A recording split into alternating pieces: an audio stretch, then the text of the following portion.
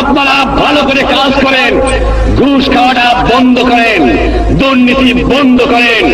দেশে অন্ধ অন্ধ দুর্নীতি ভরে গেছে।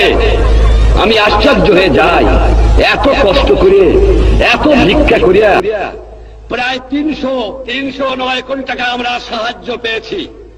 দুনিয়ার থেকে 309 কোটি টাকা সাহায্য, 167 কোটি টাকা আমি লোন করে আনছি, যা দিয়ে বাংলার মানুষকে বাঁচাতে চেষ্টা করেছি। 1 আনার বৈদেশিক মুদ্রা আমাদের হাতে আমরা পাই নাই 7 কোটি লোকের জন্য।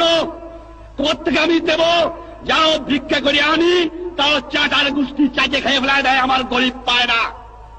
এত চোরের চোর, চোর কোথেকে যে পয়দা হয়েছে আমি জানি না। পাকিস্তানের সব নিয়ে গেছে, কিন্তু এই চোরটুক ফিরে গেছে আমার কাছে।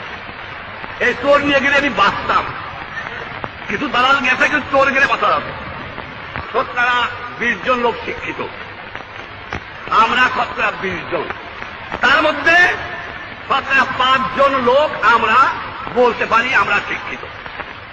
আজকে একটা কথা প্রশ্ন আমার, এই যে দুর্নীতির কথা বললাম,